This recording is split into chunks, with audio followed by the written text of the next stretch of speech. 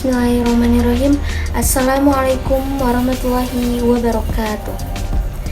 Innal hamdalillah nahmaduhu wa nasta'inuhu wa nastaghfiruh wa na'udzu billahi min syururi anfusina wa min sayyiati a'malina.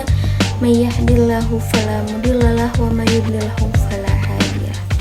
Pertama-tama dan yang paling utama, marilah kita panjatkan puji beserta syukur kehadirat Allah Subhanahu wa taala, yang mana berkat rahmat dan karunia-Nya kita masih diberikan nikmat kesehatan, nikmat keislaman, dan sampai saat ini kita masih diberikan kesehatan. Yang saya hormati dosen pengampu mata kuliah ISPD, yaitu Miss Meiliana Nurfitriani MPD. Dan pada kesempatan kali ini saya akan sedikit memaparkan mengenai tema opini yang saya ambil, yaitu dari tema keempat dari materi yang diberikan oleh dosen mata pengampu, yaitu manusia dengan nilai moral dan akhlak. Nah, tadi kan saya sudah bilang dari awal, yaitu saya mengambil tema manusia dengan nilai moral dan akhlak. Namun bisa digarisbawahi di sini saya mengambil temanya yaitu dari kata akhlak. Namun di dalamnya terdapat nilai dan moral, terutama tentang teknologi yang terdapat dampak positif dan negatifnya bagi para pelajar di masa kini. Lunturnya akhlak mulia pelajar di masa kini. Saya ingin mengajak untuk menelisik lebih dalam bagaimana peranan akhlak dalam dunia pendidikan. Seperti yang kita tahu, ada banyak pengertian dari akhlak. Akhlak sendiri sebenarnya berasal dari kata khuluq, yang berarti tingkah laku, perangai atau tabiat. Sedangkan secara terminologi, akhlak adalah tingkah laku seseorang atau sekelompok yang didorong oleh suatu keinginan yang nyata untuk melakukan suatu tindakan.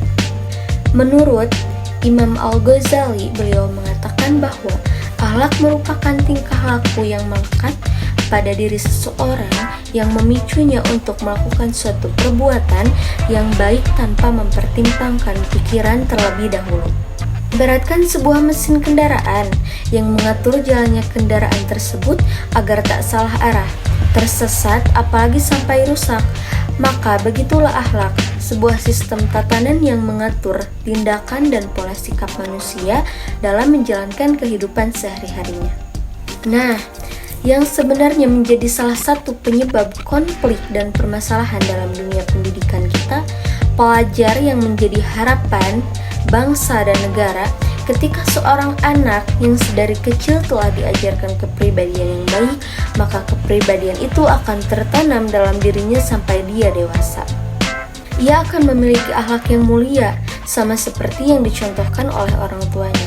Jika sedari kecil anak diajarkan untuk terbiasa hidup sopan santun, jujur, berbakti kepada orang tua, dan lain-lain, maka sifat itulah yang akan ia aplikasikan dalam kehidupannya. Nah, beberapa waktu yang lalu kita sempat dikagetkan dengan beberapa peristiwa berita yang tak enak didengar di telinga. Seorang murid yang dengan lancang telah memukul, bahkan memalukan gurunya sendiri di hadapan siswa-siswi. Bukannya murid tersebut merasa bersalah dan langsung meminta maaf, malah ia merasa bangga akan kelakuannya tersebut. Nah, ada satu kasus lagi, yaitu di televisi kemudian memunculkan berita yang tak kalah meresahkan. Kita kembali dikagetkan dengan siswa SD yang melakukan pelecehan seksual terhadap teman sekelasnya. Sungguh disayangkan, inilah kenyataan yang sebenarnya pahit yang saat ini tengah menimpa pendidikan kita, khususnya para pelajar muda. Nah, jika kita melihat perkembangan ilmu pengetahuan dan teknologi di zaman modern saat ini, sangat berdampak sekali pada kondisi kehidupan manusia, membawa perubahan baik positif maupun negatifnya. Berdampak positif karena telah menjanjikan kemudahan bagi para pelajar. Berdampak positif karena telah menjanjikan kemudahan bagi para pelajar, terkhusus dalam hal pendidikan, dan berdampak negatif ketika anak atau pelajar terpengaruh oleh hal-hal yang dapat merusak akhlak dan moralnya. Ketika sebuah aplikasi yang sedang hits belakangan ini dengan mudahnya telah memutuskan urat malu para pelajar muda ketika sebuah perbuatan yang tak sesuai dengan norma agama dilakukan semaunya. Yang mereka pikirkan hanyalah bagaimana meraih kesenangan dan kenikmatan semata. Namun sama sekali tak memikirkan yang akan terjadi setelahnya. Mereka begitu bangga melakukan perbuatan tercela. Mereka sangat begitu bangga melakukan perbuatan tercela yang tanpa sengaja telah menggadaikan akhlaknya. Bahkan mereka sampai lupa bagaimana menghormati orang yang lebih tua. Tidak akan bermakna seorang manusia apabila ia tidak memiliki akhlak. Oleh sebab itu, begitu penting untuk mengajarkan kepada anak tentang pendidikan akhlak sejak ia masih kecil, agar ketika ia sudah besar, maka ia tidak akan dengan mudah mengikuti perkembangan zaman yang akan berdampak negatif dalam dirinya. Maka dari penjelasan di atas, ada baiknya kita mengetahui cara atau upaya yang bisa dilakukan dan diperhatikan oleh seorang dewasa agar anak dapat menerapkan akhlak terpuji. Diperhatikan oleh orang dewasa agar anak dapat menerapkan akhlak terpuji. Beberapa di antaranya yaitu dimulai dari orang tua untuk selalu membimbing dan memperhatikan perkembangan anaknya.